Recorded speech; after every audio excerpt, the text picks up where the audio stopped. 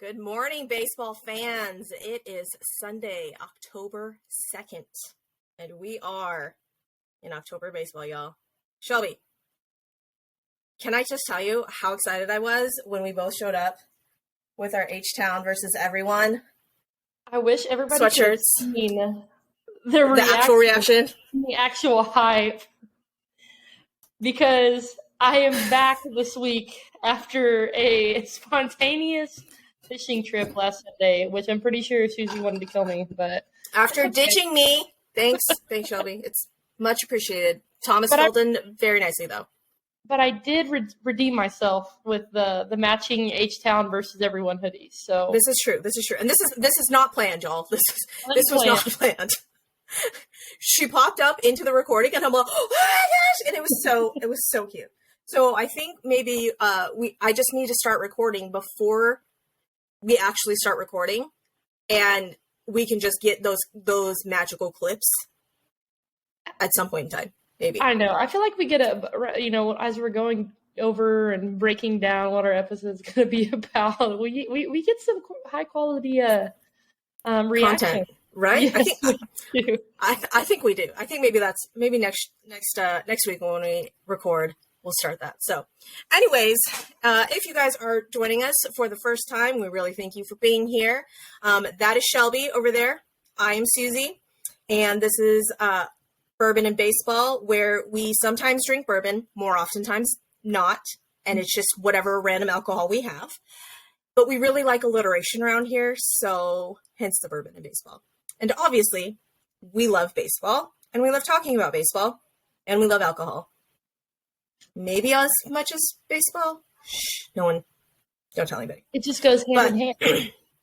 Yes. What do you have to drink today while we record? So, I got to tell our listeners. So I sent Suzy a picture yesterday. So normally the only thing that shows up in our fridge and we keep in our household is I drink tequila quite a bit.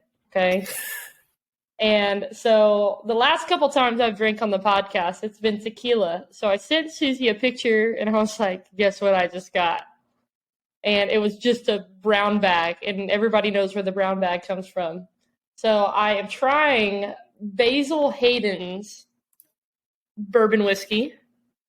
Oh. So we're giving it a little sip, but I'm pretty excited. It has some nice aromas. Doesn't smell bad like Bad Decisions. I feel high class. So I have a tiny bottle of Heritage brown sugar bourbon. Ooh. Yeah. So I'm pretty sure that if we have any actual bourbon drinkers listening, of you 14 listeners out there, we've moved up in the world. We now have 14, Shelby. They probably are laughing at my brown sugar bourbon and my tiny airplane bottle, but that's okay. That's okay. I am here for it. So we are going to try this.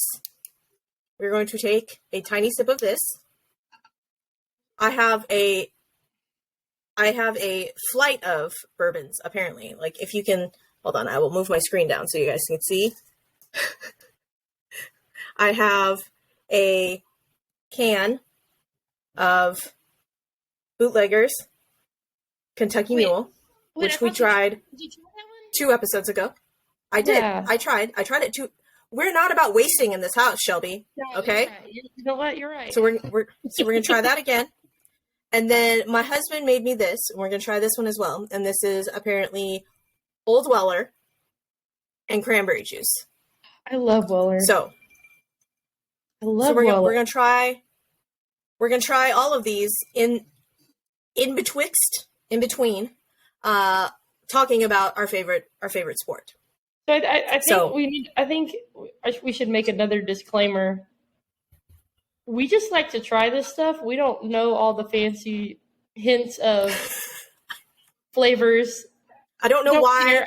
I don't know why it's considered a bourbon versus like a whiskey or a scotch or whatever. Okay, not a clue. I know that this smells like brown sugar, though. I'm really excited for you to try that, because I would probably like it. I love anything with brown sugar. So it's brown with excuse me, I cannot read apparently because, well, along with the fact that my eyes are getting old, this is bourbon whiskey with natural brown sugar and cinnamon flavors added. So let's go. I would probably like that. I can't wait for you to try it.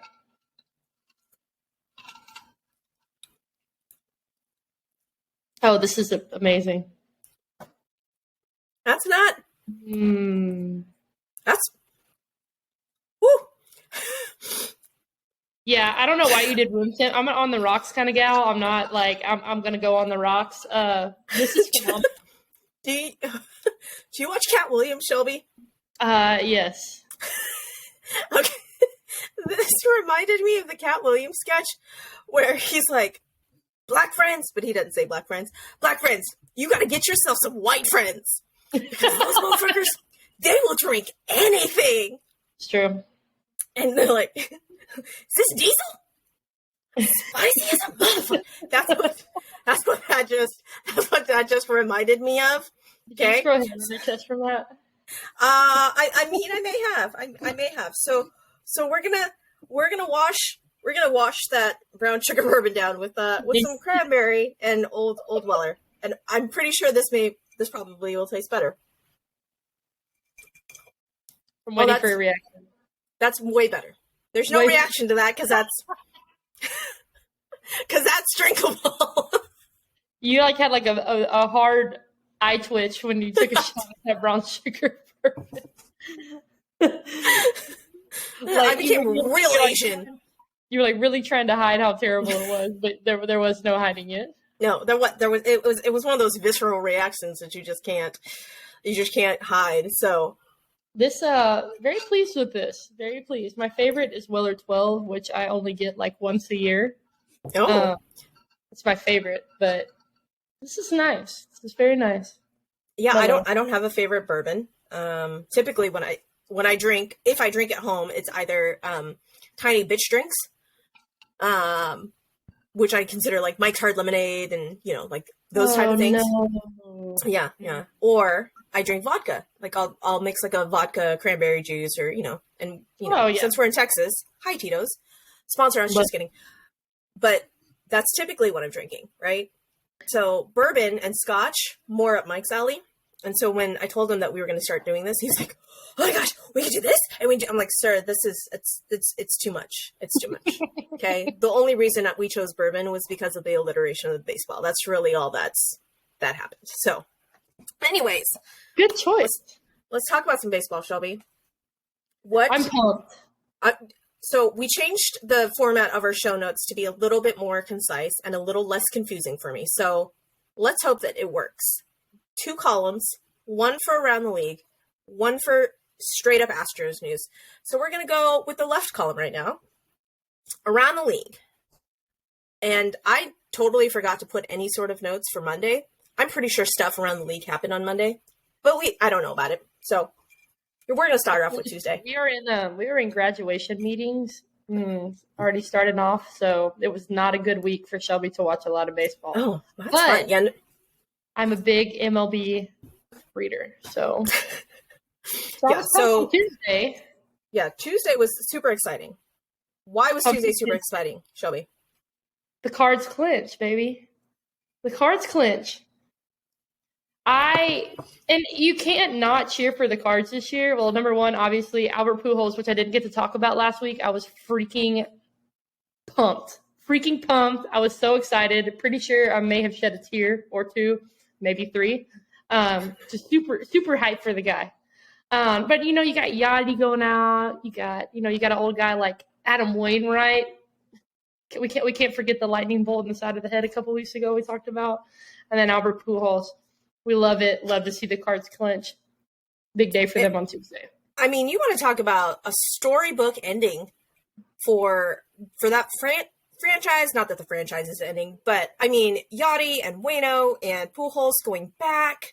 It's almost in that whole this is why baseball is romantic category. Like, well, yeah. And then like the videos of Pujols celebrating in the locker room with this Bud Heavies and his goggles, like you can't not love it. Like Baseball is magical. Magical. Baseball is magical. So I do want to talk about the Cardinals closer, though. Ryan Helsley, Unbelievable. sir, you are wow. Apparently I don't have any words, and I just have. I was going to say expletives, but wow is not an expletive. So if y'all don't follow all of the baseball like Shelby and I do, Ryan Helsley had an immaculate inning on the 16th or 17th. And if y'all don't know what an immaculate inning is, because I didn't know what an immaculate inning was until this season when ASTROS did it 2 immaculate innings in one game. An immaculate inning is when the pitcher strikes out. Oh, hi, cat. Chilling behind me. Anyways, the pitcher strikes out the batter in literally 9 strikes. There's no ground outs, there's no line outs. It's literally 9 pitches, all for strikes, right? So Ryan Helsley had an immaculate inning on the 16th or 17th of September and became the first MLB player in over 3.5 seasons to throw 4 pitches in one game at 103 plus miles an hour. That is a freak of nature. And when you look at Ryan Helsley on the mound, he does not look like he throws gas, right? No, not at all. Like, is that just me? So that includes the fastest pitch since StatCast tracking at 104.2 miles an hour. He totally knocks something over. He knocked a glass over. I really want to know what 104 looks like in the batter's box. Just a blur? A tiny dot? Can you even see it? I don't think you can see it. So, like, when you're hitting, Suzy, like, you try to find the seam, so right, so that you can see the spin. Like, can you see the seams? Like, how, like, think about how good, like, your vision has to be to see seams. Shelby, we talked about this beforehand, and I told you that I now had to hold my phone instead of here, out here. Okay, so maybe I do have a chance of seeing the baseball better because it's, farther away. Who am I kidding? The person with the athletic ability of a gnat? I really want to see one day, like, I want to see 100 plus out of the batter's box. I don't want to get hit by it. That sounds horrible. But I just want to see it one time. But 104, holy shit. That's freak of nature numbers. That, I can't. So, if by some miracle the Cards get into the World Series and we play them,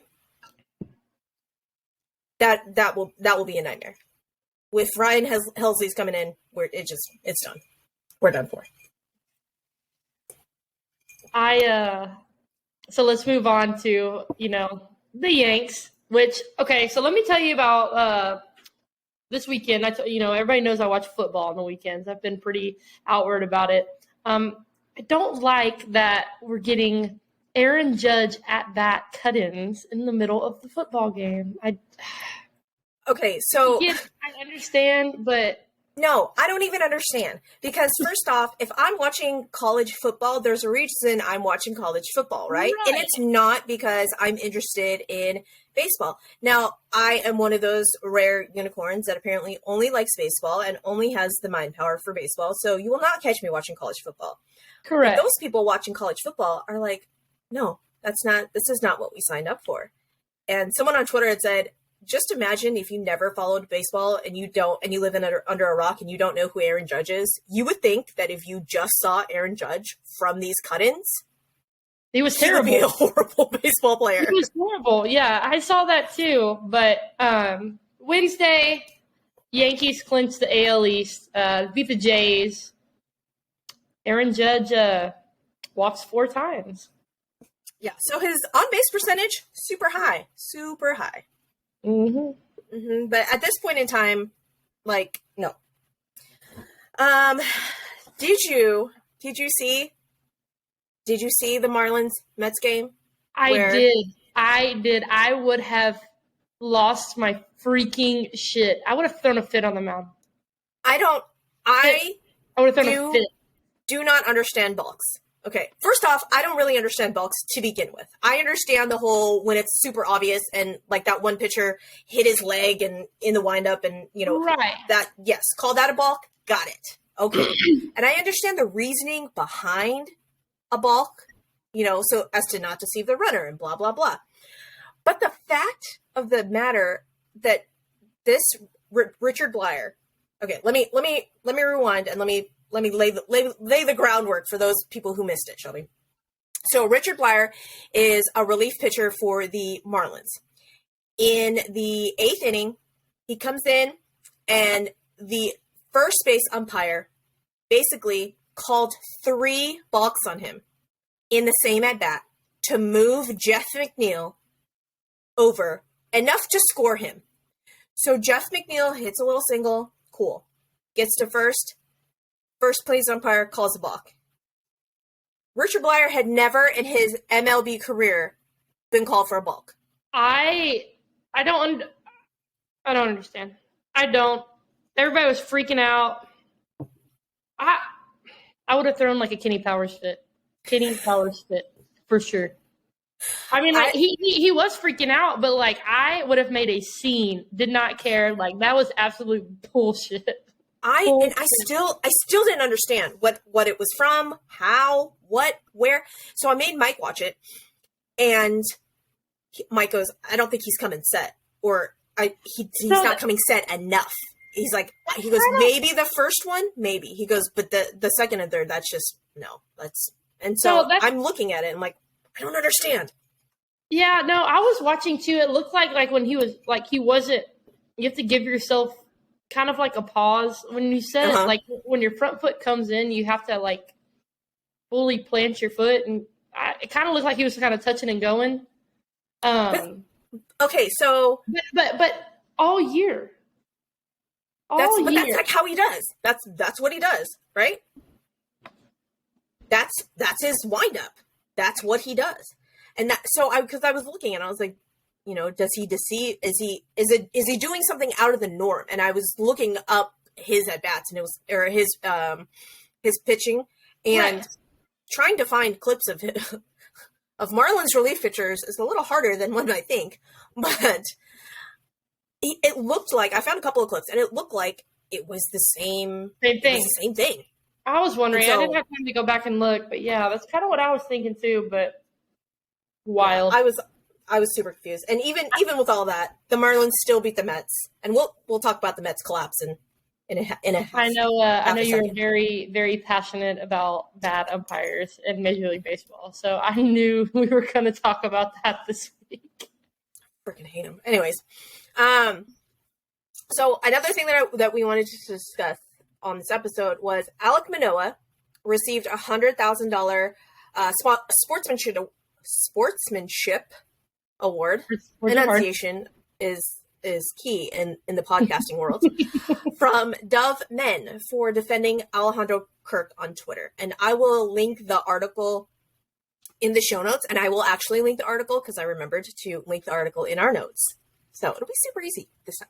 So for those that didn't see the hubbub on Twitter a couple of weeks ago, the Blue Jays had put out a video of Alejandro Kirk booking it from first base. And if one does not keep up with the Blue Jays, Alejandro Kirk is 5'8", 250, 260.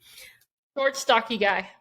Right? And is their all-star catcher. Amazing athlete.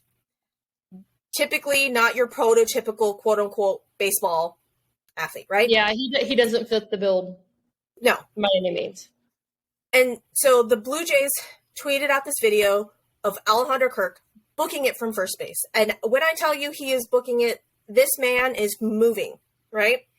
Faster than I guarantee you 99% of the Twitter warriors are. And the caption was something to the effect of, "We would run through a wall for Alejandro Kirk."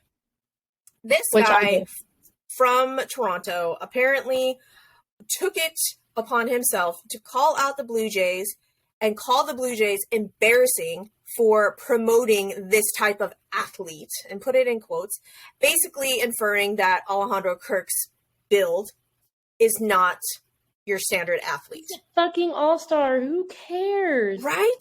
I mean, well, first off, sir. Nobody cares. You either have it or you don't. You cannot. You can't. There's no way. So he proceeds to retweet this. Alek Manoah retweets him and basically ratios him on Twitter, so much so that he ended up deleting the tweet and then about a day later deleting his entire account. Good. Because there was so much.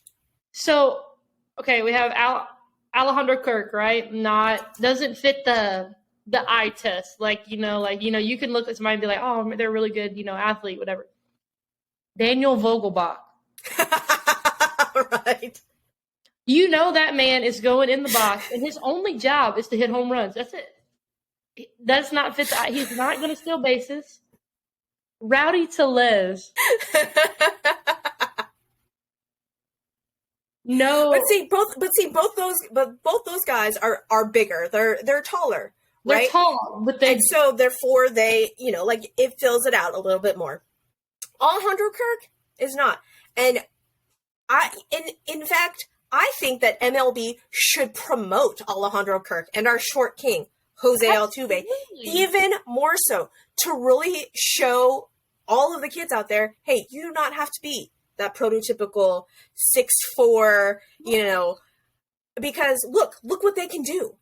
I think MLB really needs to get on that. MLB, this is what you need to do. Yeah, I mean, there's so many different body types in MLB. I think they could totally do some kind of promotion for younger kids, especially now, when they're going through the recruiting process. They get told that they're not big enough or whatever. Screw all that. You can either play ball or you can't. Right. Not everyone can look like Joey Gallo, okay? All right? Not everyone can. Did you show Olivia that video that I sent you? No, I didn't, but I need to. But we're actually going to talk about Olivia's number one baseball crush today, and I'm pretty pumped about it. Okay, so I have one request. When you show her that video, I need you to video her reaction. That's all I'm asking. Okay, that's all I'm asking. I can definitely do that. Perfect. And for our listeners out there, our tens of listeners, I will not spoil the surprise for y'all. So you're just gonna have to just wait. So again on Tuesday. Oh my gosh, we need to speed this up, Shelby. We're still on Tuesday. Holy moly! So Tuesday, really quick. Kimbrel blows the save. Craig Kimbrel is, for those that don't know, was is the keyword here, the Dodgers closer. He has been removed from that position, and it's just now a tandem of whoever the hell the Dodgers have in their bullpen that can throw in the ninth. Blows the save in the 10th and walks Jorge Alfaro. Free swinging Jorge Alfaro, and the Padres walk it off 4-3. When I tell you I have never cheered so loudly in my life. One, because it's the Dodgers. Ooh! And two, I just zoomed in on my notes, and now I don't know how I zoomed out. There we go. So Wednesday, the Rays activate Tyler Glasnow. Tyler Glasnow is a beautiful human being. Number one baseball crush. We were going to go to the game today, but she was like, who's pitching? And I was like, Corey Kluber. And she was like, oh. So our household is very happy that Tyler Glasnow is back. Does Olivia listen to the Chris Rose rotation? No, she doesn't. She's not a big podcaster. Okay, so just go back and listen to the Tyler Glasnow interviews with Chris Rose. She will love it. She will fall even more in love. But anyways, Tyler Glasnow stuff is freaking nasty. And the fact that he's 6'8", and that ball is just it literally, he's on top of you before you even see the ball. I don't even understand. So Rays activate Glasnow. He may or may not be a starter in the rotation for the playoffs. They may put him in the pen because that's what the Rays do, right? It just depends on the matchups. Again, the Rays are going to raise, and they're just going to do what they're going to do, right? You don't know. Exactly. So moving on, Pete Alonso is the first Met player since JD Martinez, and I've been living under a rock because I didn't realize that JD Martinez was ever a Met. Since JD Martinez in 2018 to get to 40 plus home runs and 130 plus RBIs. He's one of 16 players in history to accomplish this feat within his first 4 MLB seasons. Shout out to Between the Numbs on Twitter for that little tidbit. And Pete Alonso is the first baseman for the Mets. Big homer guy. And anybody that is strong enough to just break a baseball bat over his knee and it makes it look like he's breaking a pencil, you are a strong human being, sir. Strong. I love the polar bear. We love the polar bear on this pod. We do love the polar bear. We do love the polar bear. Also on Wednesday, Shelby, did you see it? I saw it. Did you see it? I'm happy. I did not see it. You did not see it? Uh-uh. So I heard about it. Like I saw my screen light up with all of the notifications, and I was like, "Oh, it must have happened." But I did not watch it. Down the middle of the plate. Okay, down the middle of the plate, goes into the bullpen in left center. Jack Campbell does not catch it. Shout out to the Blue Jays bullpen. Okay, did you see what happened with that? What they did with the ball? Yes. But do you know who missed the ball? Did you see who missed the ball? Who missed the catch? What his name is? No, I didn't see who it was. I saw somebody missed it. The guy that missed it, I shit you not, Shelby, his name is Frankie Lasagna. Do you know what he does? Shelby? He owns an Italian restaurant in Toronto with the name Frankie Lasagna. So I need to do more research. And I need to know, is this your given name? Or did you say, hey, I'm going to own an Italian restaurant, and it would be super cool if my name matched my chosen profession? Yeah, is it called Frankie Lasagna? Is that the name? I don't know. We gotta look into this. We're gonna have to do more research. But they were showing memes and stuff, and he'd already gone viral, obviously, because he was sitting back in his chair and he's just all chilling, dead, right? But so the bullpen catcher catches it, refuses to give it to MLB security. Refuse. Did you see that? No. The bullpen refused to give it to MLB security. They end up giving it to who did they end up giving it to? They noticed somebody from the Yankees, and they end up giving it to them, like a Yankees player, because they refused to give it to MLB security. So shout out to the Rays bullpen. I love that. I'm not mad about that. So make sure that Aaron Judge got it. Okay. Well, so I saw that it was the bullpen catcher catches it, gives it back. I didn't know all that backstory, but apparently he's married to a Fox broadcaster, like a sportscaster or something. Really? And she was like on the sidelines doing her thing, and they tell her that her husband caught the ball. And they're like, "Did you know?" And she goes, "I'm sorry, what now? My husband caught the ball and gave it back. What now?" And she goes, "Okay, so we're just gonna have a little chat because I didn't know this, and I was not consulted. I would have liked to retire. Thank you. That's great." Before we move on to the next thing, I have to talk about my favorite meme this week in baseball. It was talking about Roger Maris Jr. going to the game to watch Aaron Judge hit number 61. So he's been on like a little bit of a drought, like, chasing this record. And it's like, do you remember from The Incredibles, Mr. Incredibles in his little car, like going to church or going to Yes. And it's like Roger Maris Jr. going to the game again to watch Aaron Judge. And it's like,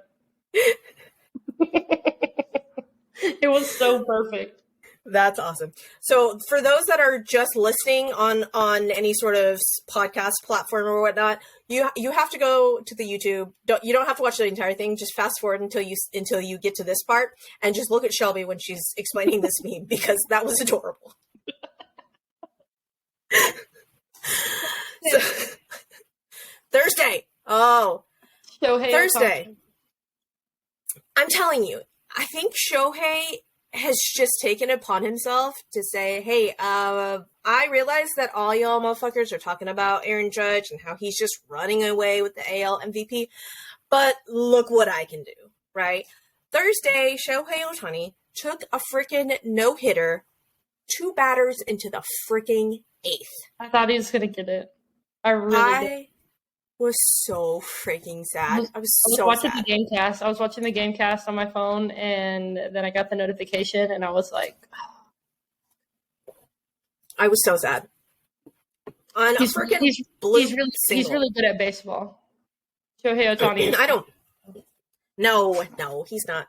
He's not that good, Shelby. What are you talking about? Aaron Judge is so much better. If you can't hear the sarcasm dripping from my voice. Ohtani just won the Angels Team MVP award, along with the award for the best pitcher on the team. Shohei Ohtani is a Shohei Ohtani's freaking. So in that game, he went 8 innings, 2 hits, 1 walk, and 10 freaking strikeouts. He lowered his ERA to 2.35. Again, if Shohei Ohtani was a 3 or a 4 in the rotation and not hitting freaking bombs, I could see where people would be like, no, this is not, it's not impressive. But he is an elite freaking pitcher. I mean, he is putting up Cy Young freaking numbers. Granted, if our tall king Justin Verlander and our other thick king Farmer Valdez was not in the running, Shohei Ohtani would 1000% be in that conversation, right?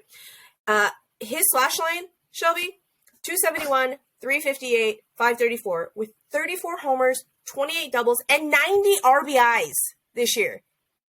So he is an elite pitcher and an elite hitter. And you're telling... Yeah, nope. I am not saying that what Aaron Judge is doing this year is not impressive, because it is 1000%. Unbelievable. I am not taking anything away from Aaron Judge. No, I'm a petty bitch. I am taking this away. It is not the same. Not the same. Okay, not the same. Not the same. And people are going to come at me with WAR numbers and all that stuff. No.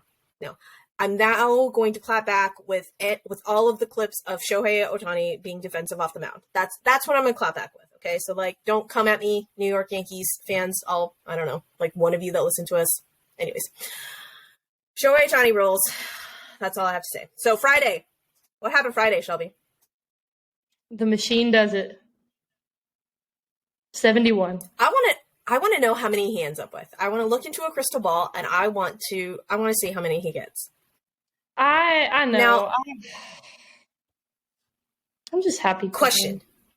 Okay. Is it just during the regular season that these numbers count? Like postseason, it starts over. Like it doesn't go towards any sort of record. That's a very good question. I feel like I looked this up a couple weeks ago, but I can't remember exactly what I read.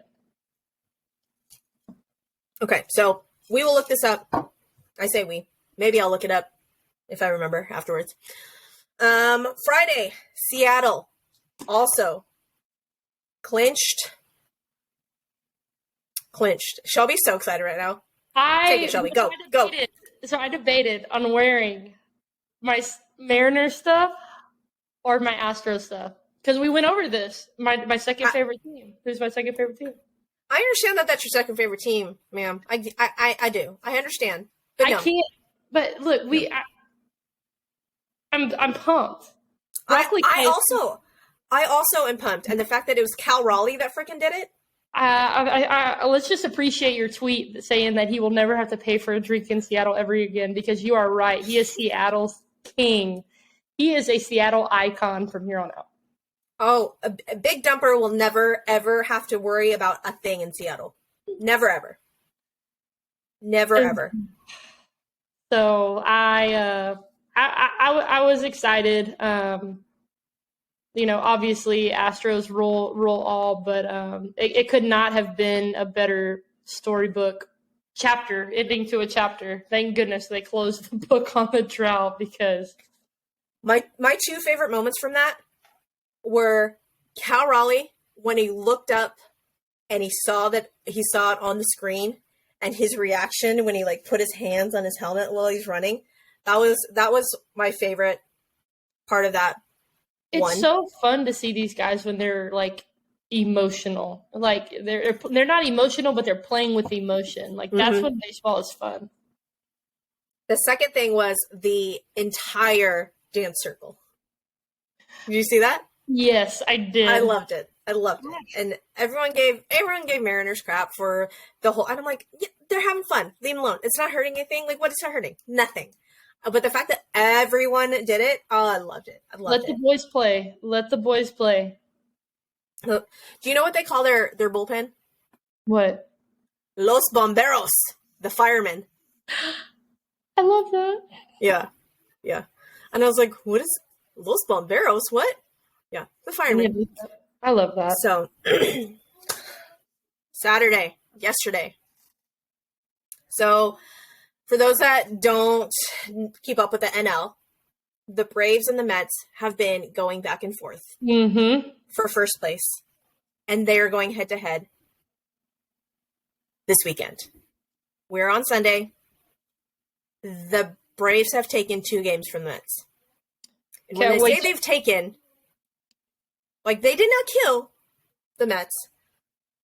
But the fact that they had Jacob deGrom going on Friday and Max Scherzer going yesterday. And then can I name drop the Braves king right now? Who's oh my gosh. Takes both of them deep. Not one, both. Both. 100, the 100th home run off of deGrom, and then 101 off of Max Scherzer.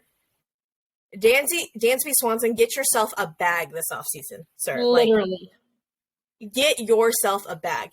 Just off the fact that you have hit bombs off of deGrom and Scherzer. Like, just all his energy right now, like, if I were him, you couldn't tell me nothing. Nope. Nothing. But that's this is what the chase for October is about. Big players stepping up and making big plays when it matters. And that's exactly what Dansby's done this weekend. I'll watch today.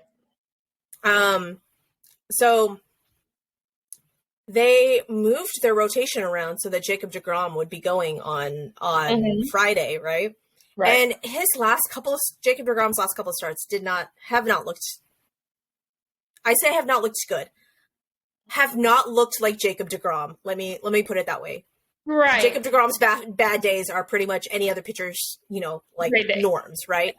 Now, granted, his last game against the A's, I don't know what was happening. Now, granted, it was probably his first blow-up game in like 4 years, which, everyone's entitled to a bad day. But the fact that it's Jacob deGrom and Max Scherzer and the Braves just took it to him. And in my show notes, I said, 1-2 punch are human? I did see that.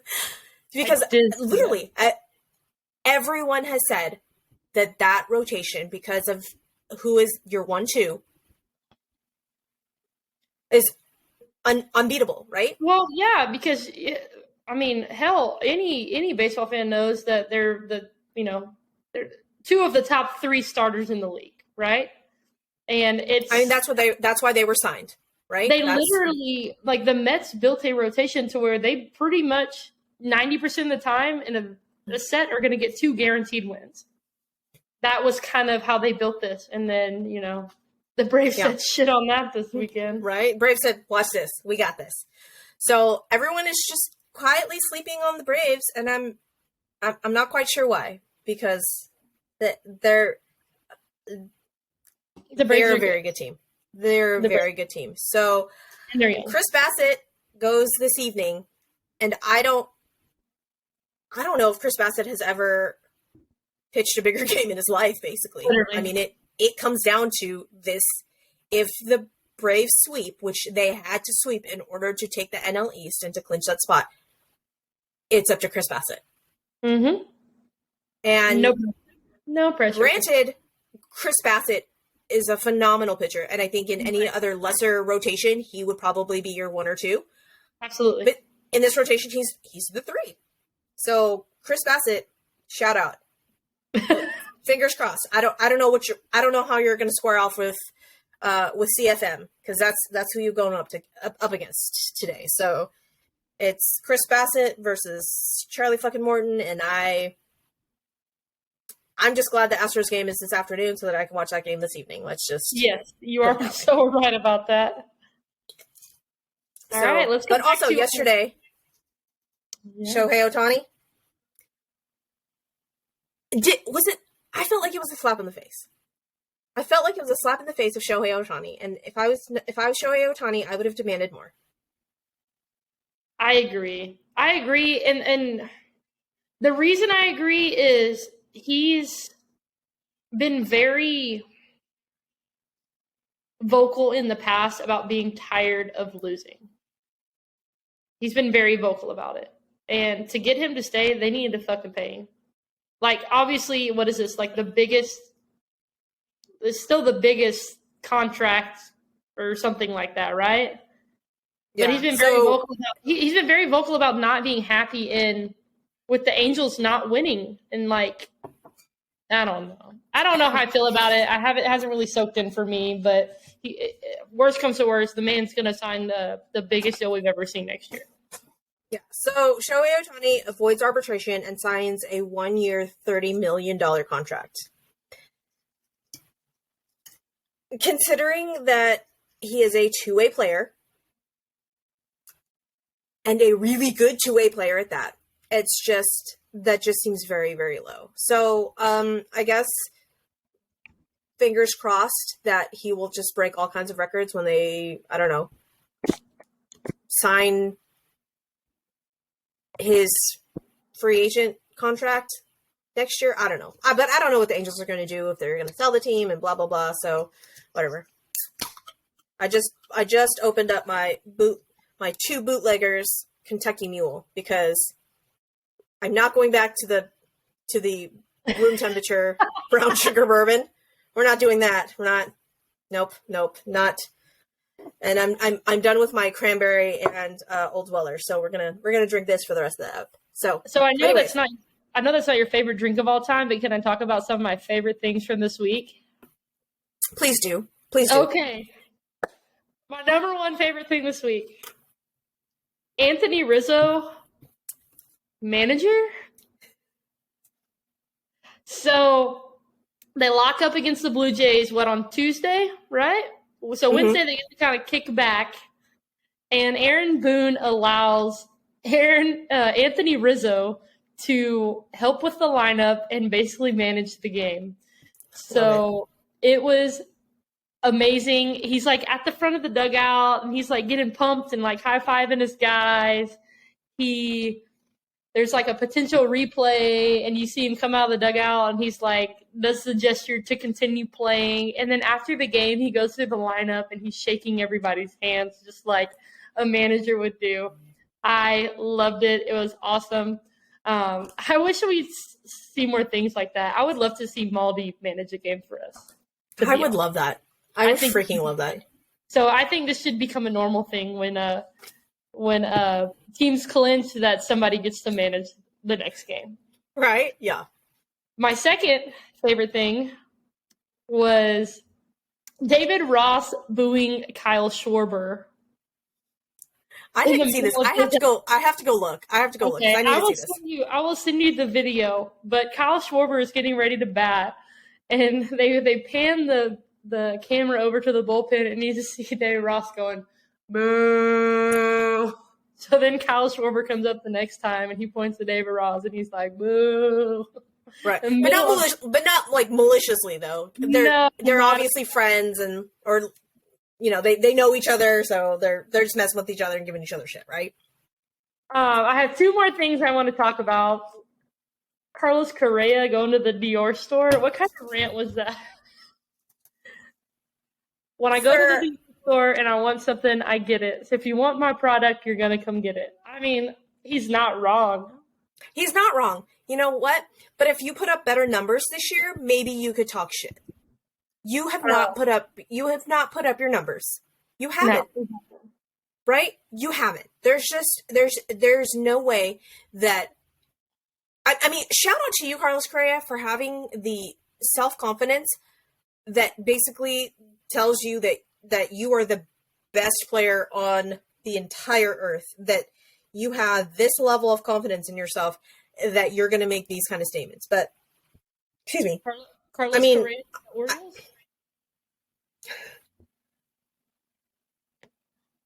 You think?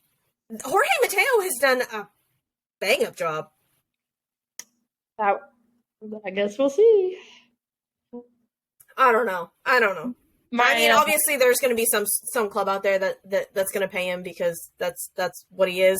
Can't be more shocking than him going to the Twins. So this is true. This is true. But who put up the tweet this last week that I answered? I have to look. You keep talking. I'm going to look at the Twitters.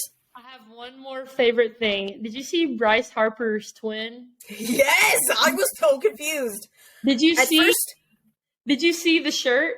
Yes. Okay. So at first, I glanced at the picture and I was so confused at why Bryce Harper was in the stands, but then also in the dugout. I was like, oh, maybe it was just a game, like another game, and they're just kind of showing that Bryce Harper is a normal human being that goes to games. And I'm all, but not during season. And then I actually read the actual caption, and then I read his wife's shirt, and then I'm all, oh, my husband looks like Bryce Harper. Yeah. I'm like, oh, just kidding. Not Bryce Harper. Got it. So those are some of my favorite things from this week. These are the things that make me really happy about baseball. Okay. So we're going back to the Carlos Correa thing, like while I scroll, and I think it was maybe Inside the Dugout, maybe Inside the Astros. We'll see. Someone had said something about which of these two players would you choose, and what is their salary? Mm-hmm. And it was just slash lines, stats. And you knew, I'm like looking at it, I'm all, yes, let's take Carlos Correa and Jeremy Pena for 200. And I can't find it on who was that. But anyways, I'm like, try harder, please. Like, no, this is obviously Carlos Correa comparing to Jeremy Pena and their salaries. No, give me Jeremy Pena all day, every day. And for those people who are talking about his errors, I understand. And a small part of me kind of agrees. But the 97% of me says that's okay. That's what we're going with. I hate to screenshot that. It comes out. Okay. And everyone's like, oh, well, Carlos Correa's rookie year, he didn't have... Shut up. Carlos Correa's rookie year, the Astros were not playing like this, okay? So, right. No, don't come at me with that. So, give me Jeremy Pena, season forever. That is my shortstop. That is the hill I'm dying on. You will not convince me otherwise. So do we want to do our... do we have a live Talking Dirty today? Or do we want to wait till after we get through Astros news? Let's wait till we get to after Astros news, because hell, it may happen again today. So we'll see. So tell me about Monday. So Monday was an off day, but it comes out that Jake Myers may be coming back from Sugarland, and I'm all Same. And he's been raking, right? We had talked about this on past episodes. He had been raking, but is he just too good for AAA, but just not good enough for the majors? So that was Monday. He may be coming back. Okay. So then Tuesday, welcome back, Strommy. Welcome back. He cried. All of those clips made me cry. Are you kidding me? The fact that he just got so emotional, and you could just tell that it just hurts so much that we did not win the World Series. But it just that he had that much love and affection for the entire club that you could tell that it just kind of hurt, but it was like one of those good hurts, So all of those clips that came out of him talking to the media and whatnot were just freaking precious. And I realized that precious and baseball probably don't go together in the same sentence, but that's okay. So McCullers was supposed to start that game, but did not feel well and was scratched. He got hard sick, right? 103 fever, lost weight. Oof. And it comes out, and it's not the flu, it's not COVID, it's just some sort of random bug, right? So Luis Garcia gets the start, goes 6 innings, 4 hits, gives up 1 earned run with 6 strikeouts and no walks. Shout out Luis Garcia. Shout out our Cha-Cha King, okay? Like, I was impressed. He needed that. He definitely needed that. I think we all needed that. Definitely. So Altuve comes in with a leadoff home run, a 2-0, just leadoff home run, and I was pumped. I was so excited. Ties the franchise record with who? Shelby. George Springer. Oh, baby George. If it ends up Jays against the Astros, I will cry. I will cry. Anyways. And then Jordan. But Jordan rolls his ankle at first, and I was not watching this game at the beginning. I was in a meeting. Right. And all it comes up on the MLB app was Jordan gets the single, and then it says injury delay. And I'm all silently freaking out on the inside because I'm in this meeting, and I'm all, injury delay, what the fuck? What kind of injury delay? What's happening? And then I had to go to Twitter to see the freaking like video of it. I'm all, oh my gosh, please be okay. But he seems to be all right. Mm-hmm. Right? David Hensley comes in. David Hensley, sir, I don't know if I want it to get it to stick or not, but I'm like, when he comes in and he is just freaking raking, I'm like, whose house? HENS house. And I was like, that's stupid. We're not going to say that. But I just did. So anyways, in the 5th, David Hensley comes in as DH. So all with 2 outs. Altuve, solo home run, hits his 28th. Pena singles. And then freaking David Hensley with his first major league home run. And then Breggy. Back-to-back, baby. Back-to-back. Their back-to-back picture is precious because David Hensley is massive. And he's like kind of awkward, like doesn't know what to do, It was it was solid. Christian Vasquez is the best part of that picture, though. He's like in the back. What is he? He's like doing like he's like fishing. He's like doing like the fish face or something. He's the best part of it. He's the best part of that picture. The best part. And then the guy comes in. Baby JV, freaking love Baby JV. Baby JV, however, made my butthole pucker. Yes. Made my butthole pucker. But comes in, but gives up a walk, a strikeout, a force out, and then a walk. And now the bases are loaded. And now I'm sitting there like, Mm-hmm. but strikes out Corbin Carroll, freaking looking. When I tell you I screamed so loud, it was delightful. By this time, the meeting had ended and I was home, and so then I could actually watch the game, and it was freaking delightful. But in the bottom of the 8th, Altuve walks, and Jeremy Pena, making up for his error in the 6th. Bad error. Yes, it was a bad error, and it was a bad error. It was very bad error. Okay, but that's okay. That's okay, Jeremy Pena, because you made up for it by hitting a 2-run freaking bomb. And that was his 20th home run, which puts him on a short list with only 5 other rookies. Who are those 5 other rookies, Shelby? George Springer, Carlos Correa, Jordan, Lance Berkman. I'm blanking on this last one. I want to say it was Glenn Davis. I think, maybe. Probably Glenn I don't know. Davis. That's it. That's a pretty elite list of Astros of batters, right? Like that is any list that you are on with those names. That's pretty good, right? Yes. Pretty good. So Altuve's stat line from that game, he goes 3 for 4 with a walk, 4 runs, 2 RBIs, and he moves his average up to 298. You remember at the beginning of the year when he was like kind of slow in the leadoff spot? We were like, I don't know about all this, and then look what he's freaking doing. Yes.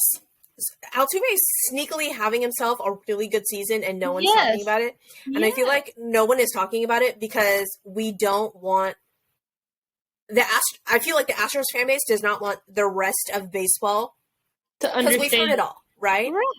Like, we've heard it all. And we don't want to draw any more attention to Jose Altuve because he gets enough grief as it is.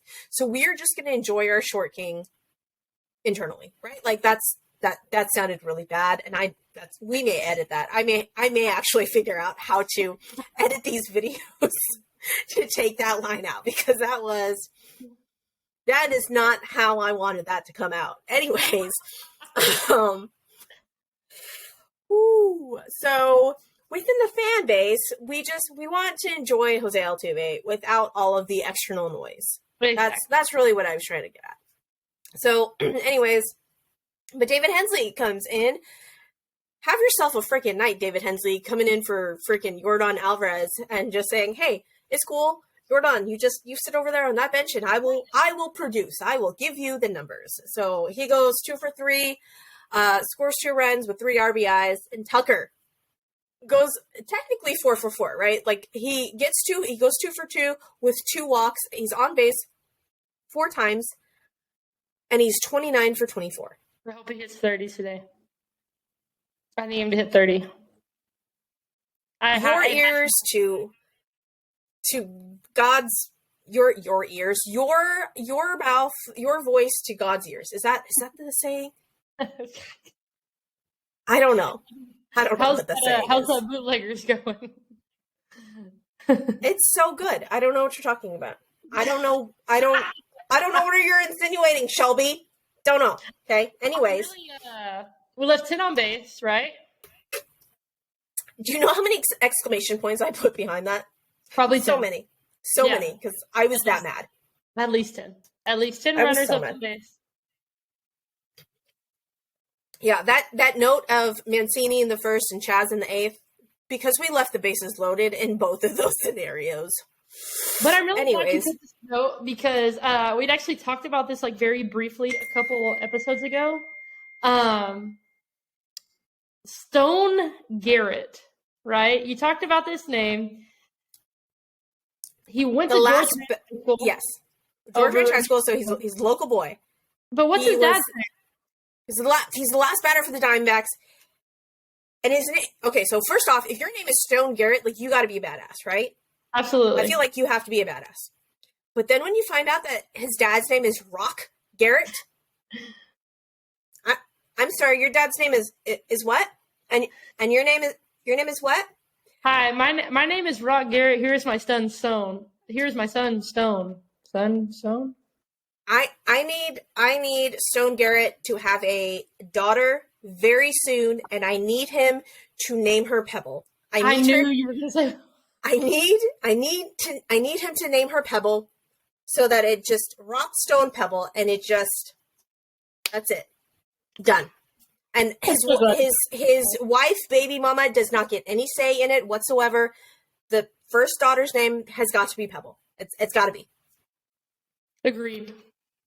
So, if anybody knows Stone Garrett that can get him this clip, please, for the love of all that is holy, get him this clip, and that when he has a daughter and he names her Pebble, I'm gonna call it. That's what we're saying. Things you need to see. What happens Wednesday? Yeah. Wednesday. Chaz. Chaz. Have you seen the Chaz chomp? Chaz. Have you seen the Chaz show? Chaz. Yes. So I actually went to a game, and there was like one guy sitting behind home plate doing it, and I was like, "What is this guy doing?" And now it has just taken off like wildfire. I freaking love it. And I don't understand why it's the whole gator chomp. I don't either. But I'm here for it. Whatever will get us knocks, that's what I'm here for. Because apparently not only knocks, but hop up home run. Right? Well, so apparently the guy that started it or whatever said that he did it at one game and Chaz got some knocks, so he just kept doing it and it just caught on. So I'm here for it. I'm way more here for that than the freaking wave. I will just tell you that. Agreed, 1,000%. So, unfortunately though, we do lose that game against the D-backs 5-2. Chaz with the Oppo home run scores us our only runs, but that's okay. Tuck steals 25. So that last stat that we just said, we're just going to erase that. And so he's now 29 for 25. Mm-hmm. So hopefully we can get up there, Kyle Tucker. Anyways, Chaz with the Oppo power, because he has 14 home runs this season, and 9 of those are freaking Oppo. I know. That's crazy. How is that? Do you think, Chazzy? Do your thing. Is that mechanics? Is that just strength? What is that, Shelby? As an athlete, I need you to tell me these things. That's why we bring you on. That's why we keep you around. I mean, even though you wanted to wear Mariners gear on the freaking pod today. I'm excited, okay? I won't hold it against you. Okay, so Thursday we have an off day. Friday, this is not how I wanted to clinch the AL, but we'll take it. Correct. We'll take it, right? So Friday, the Astros clinched the AL, not with a win, but with a Yankees loss. And I'll just be real honest, that's almost as good. It's almost as good. You know what? Right? Can't be mad about it. But we lose to the Rays 7-3, and with that win, the Rays clinch a playoff spot. A wild card spot. Jake Myers comes back, and because Jake Myers comes back, Yanier Diaz goes down. But we don't see him, right? We don't see him in the lineup. But we see him in the lineup yesterday.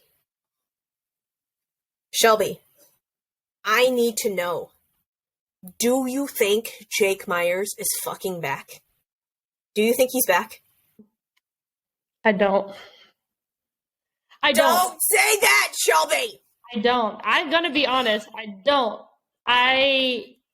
I'm not convinced yet. I think we've become I think Chaz is our comfortable guy. He's not going to overdo anything. He's going to do exactly like we know what Chaz can do. We know what we expect him to do. We don't expect him to do any more than that. I'm trying not to get my hopes up because I do really, really, really want Jake Myers in that position, but I'm not convinced after one phenomenal game. I will give you that. Shelby, but I am not that strong. I'm not going to be mad about it if he is back. My hopes are already up. Okay? My hopes are already up because Jake Myers, have yourself a fucking game. Okay? That catch that he made, fucking phenomenal. Amazing. Oh my God. Chaz does not make it. Chaz won't make the catch. Mauricio Dubon doesn't make the catch. But Jake fucking Myers does. That I was like, shut up. Did he? He did. He made that freaking catch. And shout out to all of our Twitter followers that liked and interacted with all of the quote unquote live tweeting last night because I was going off. You were going off. I know. So I told you I get notifications for my own personal Twitter and for the Bourbon and Baseball one. My shit was going nuts. Shout out to Cool Arrow 80. I don't actually know your name because you don't have it on your Twitter, which is actually pretty smart. But shout out to you because you are phenomenal and you actually listen to the pod, and for that we are very thankful. But he actually retweeted us and tweeted at us and said that he listened to the episode and was a fan and that we should just keep going. So shout out to you, Cool Arrow, because like the gift that I put up, that made my day. It really did. Like, it warmed my cold, broken, deeply emotionally scarred heart. So anyways, so Jake Meyers goes 2 for 3, 1 run and 2 stolen bases. What do you do? Oh, all right. Jake Meyers came to play. Okay. Like, Jake Meyers said, no, I came back. You know, we talked about this a couple episodes ago. My hope is that he went back down to AAA and kind of got his spark and his confidence back, because you could tell that he was just like so defeated and like was trying way too hard. So that is my total hope. But going out there and stealing 2 bags in one game says that he's feeling pretty damn good. I really hope. And you could kind of tell that it was a little mental. I think the ability has always been there. Right. And, you know, maybe they did rush him back too early, and maybe he wasn't mentally ready to come back, because I think a big part of his non-performance coming back was mental. I mean, obviously, right? Because 100%. Baseball is a mental game. But I feel like him going back to Sugarland and raking just reignited something in him, and hopefully, fingers crossed, it stays. But they put out the lineup for today, and of course he's not in it. So who knows? But anyways, Shelby, did you know that El Reptile, freaking Christian Javier, is a badass? And no one is talking about it? Sneaky snake. No one is freaking talking about it. And I love, shout out to Apollo HOU that put out this tweet yesterday. Did you see the tweet that they put out? I didn't see it. It was, they had retweeted Yankees Muse, and Yankees Muse had put up Nestor Cortez's stats. Right. And they quote tweeted that and said, Christian Javier's 2020 season has come to a finish. And then listed all his stats, and they said, and he's only the Astros game 4 starter. Mm-hmm. So let me just read you the stats from Nestor Cortez versus Christian Javier. So Nestor Cortez's ERA is 2.44 with 158.1 innings pitched, 163 strikeouts versus 38 balls, base on balls, 3.13 FIP, and a .92 WHIP. He's the lowest single season ERA by a Yankee starter since Ron Goodry. Versus Christian Javier's stats, a 2.54 ERA, 148.2 innings pitched, so only 10 innings less, 195 Ks, Jesus, with 52 base on balls, a 3.16 FIP, and a .95 WHIP. Jesus. So you're going to sit there and tell me Nestor Cortez is your number 1 compared to our number 4. It's and no one's freaking talking about Christian Javier. Nobody. All of the shine is going to Verlander and Fromber, and for good reason, because Verlander and Fromber have put out phenomenal performances this season. But Christian Javier, have yourself a fucking season. The best part of Christian Javier is his pregame pictures with Julian Morales. I think he is precious, and he has beautiful teeth. Yes, I love him. Like, I just want to hug him. Like, I just want to. Yeah. My favorite Christian Javier memory of all time is when he spilled coffee on himself. Yes. Before a game, and then didn't change. Not at all. And then he came out and threw like one of the best games of his career, I think. Yeah, I think like 6 innings, no hit or something like that. Yeah. Oh, so, yeah. but he's currently has 25 1/3 consecutive scoreless innings, which is the longest active MLB streak. And no one's talking about it. Freaking Nobody. no one is talking about it. So his slash line yesterday was 6 shutty. All right? 7 Ks, gives up 2 hits, and 2 base on balls. Have yourself a freaking game, Cristian Javier, because you did phenomenally, right? I can't wait to see this rotation in October. And who comes out? Who comes out in relief? Your out for the man. Freaking baby JV. Ooh, that is my alarm. That is my alarm to take my Adderall, FYI. In case anyone was wondering, but that is my alarm to take my Adderall. So anyways, baby JV freaking comes in and just is just fucking nasty. Like there's no other words. There are no other words for baby JV. And if for some reason AJ Przinsky could just shut up and just let us enjoy baby JV, that would have been delightful.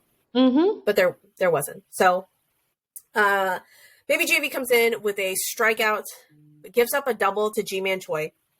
Again, shout out to Cool Arrow tweets last night. He was cracking me up with his G-Man Choi hatred. He's like, I don't know, but I just hate him now. But just what? Nope.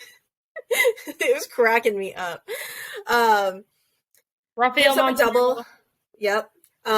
Montero comes in the 8th with a ground out, a fly out, and a strikeout. Presley in the 9th. Ryan Presley gets a gift. Gets a frigging gift from the umpire with a that G-Man Choi strike, quote unquote. It was not close, but okay. It was hey, not. Look. It was not close. It was a gift. It was a gift, and we'll take it, right? But with 1 out, he walks Arozarena, and then walks Wander Franco, strikes out G-Man Choi, a single to Yandy Diaz. So now the bases are loaded, and my butthole is all kinds of puckered. Of course. Right? Of course. Gives up the single, which drives in a run, and now it's 2-1. And I'm like, oh my gosh, are we really going to lose this game after all of this phenomenal pitching? We don't. No, we don't, because Ryan Presley says, "Okay, I got this. Let's do this." Ends with a line out, and now our record is 103 games. We have won 103 games. Show me, 103. And I know. I wasn't here. I wasn't a baseball fan for the horrible years, but I'm here now, and it is delightful. Just freaking delightful. Spoiled. You are very spoiled. I am very, very spoiled, and I know that, and that's okay. That's okay. As my husband and best friend like to remind me at all points in time that I was not here when they were the ASTROS. So, but a look ahead. We have the Rays today, mind you. The game will start in it's 12:30-ish right now. The game will start in about 40 minutes. So we have split the series up until now. Fingers crossed that we can pull out a win. And then we have Phillies for 3, and then we start October baseball, right? We start the ALDS. But can we just take a minute to talk about the Phillies for a hot second? Because Dusty Baker has said that for the integrity of baseball, he is going to play our starters, our normal, regular guys, right? Against Philly. Philly is really hoping that we don't. They're not playing great baseball right now. They aren't. They are not. I don't know what happened. No, I take that back. I do know what happened. The Phillies said, we're gonna load up on our offense, and we're not gonna really worry about our defense, and hopefully we can just outslug everybody. Yep. It's not looking good right now. No. And I understand that Bryce Harper got hurt, so he got slotted into the DH role, and Kyle Schwarber was not supposed to play as much outfield as he was supposed to, right? They didn't sign Kyle Schwarber to play outfield, right? Outfield. No, not at all. But we have Phillies for 3. I don't know if they'll be able to mash. I don't know if they'll be able to mash against us, I'm Shelby. looking forward to it. It's going to be interesting. It will be very interesting. But the doubleheader that they had against the Nats yesterday, that first game, the Nats said, nah, we don't have anything to play for, so if we can fuck up your season, let's do it. The Nats are bad. Yeah, but Joey Meneses said, here, you hold this. I'm going to go play some baseball, right? That first game was what, like 13-4 or something? Yes. 13-4. And I would have loved to have been a fly on the wall in between those games in the Phillies clubhouse. Because when they came out, they ripped that shit to shreds. I bet they ripped the shit to shreds. When they came out for that second game, whoo boy, that is that Phillies offense that they're known for, right? Kyle Schwarber with freaking 2 solo home runs. It just no. The Phillies said, "Oh, okay, this is we're supposed to play now? Not now? Okay, we got this. Let's go." It was just a warm up, a little warm up. So it was, I think the final score was like 8-2 or something. Yeah, something like that. So it'll be interesting to see what the Phillies do for the last 3 games to see if they can clinch that last spot. It's between them and the Brewers, right? I think it's the Brewers. But really, all I'm really, my eyes are on the Braves Mets game. So we'll see. I'm gonna check that out tonight. I just got my wonderful notification to watch Aaron Judge at bats live now free on TV. Is that what that ding was? Yes, every day. Okay, let's wrap this up. I need to know this live talking dirty. I'm sure I'm not going to be able to hold my emotions here.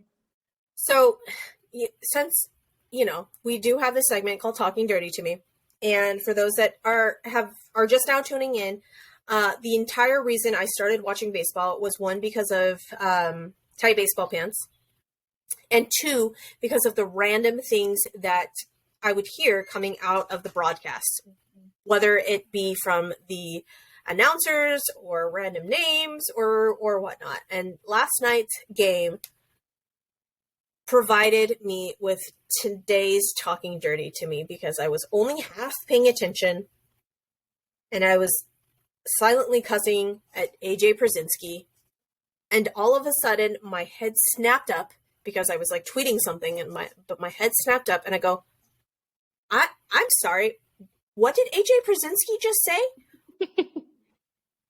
Who was coming? Who was at bat? Who was coming up to bat? So apparently, the Rays had called up. The Rays had called up Miles Mastrobuoni, and I almost got whiplash when I had heard AJ Przinsky say this name, and I'm like, what? What happened? What? So then I had thought that it was the last batter, but no, he was talking about the batter to come. Anyways, and so it just got better. So he steps into the box, and AJ Brzezinski's like, and up to bat now is Mastrobuoni, and I could not hold it together, because when I first heard it, I did not think that he said Mastrobuoni, and my 12-year-old brain went into Mastroboner, and it just, for the rest of the entire game, every time they announced Miles Mastrobuoni to come up to bat, I let out a giggle, and every single time, Mike just looked up and goes, "Really?" I'm like, yes. So I am so sorry, Miles Mastrobuoni. If you ever hear this clip, I apologize in advance. But apparently, my brain tough life is stuck in 12-year-old boy maturity level, and I love it. So that is this week's segment of Talking Dirty to Me, is is Miles Mastroboni. I can't even say it. That's a tough one. That is a tough one. Poor guy. I can't. Well, and I was like, surely that's not how it is, right? And then like the spelling of his name is something like Mastorbuni or something like that. So at least it's not like obvious, you know? Yeah. But I would have hated to been poor little kid in like first grade or something that the teachers on the first day of school is reading the roll and she's all Miles Master Buani, and then he has to raise his hand and he's like, it's Master Boney. But then like in like sixth grade when he just really, when that kind of understanding takes over, he's just like, whatever, I don't even care at this point. So anyways, this episode has run super long, and for that I apologize, listeners. We really thank you guys for hanging in there with us and talking some baseball with us. You can reach us on all of the socials. Twitter at BourbonIn, the letter N, B-ball. You can reach Shelby at _Shell Miller. All of our Twitter handles will be under our names. But I will link all of our Instagrams, which is BourbonAndBaseballPod, and our Facebook. I don't remember our Facebook link because I'm not that active over there on that. And I will link all of our show notes with our articles and whatnot. And so I'm not even quite sure what that was, Shelby. So that is a pet bunny. Oh, was that floor? So we really want to thank all of y'all that have hung in with us and that have hung in there with us and listened. We really appreciate all y'all. And if you like what you hear, if you don't like what you hear, don't tell us. I don't want to hear that. Okay. I just want to hear all of the endearing adoration, praise. That's all I want to hear. Okay. Thanks. No, I'm just kidding. But if you guys have any constructive criticism, holler at us, let us know, give us ratings, but only if they're really, really good. And all of the reviews, but again, only really good reviews, none of the bad reviews. Okay. So, again, we really thank you guys. And until next week, go Stros.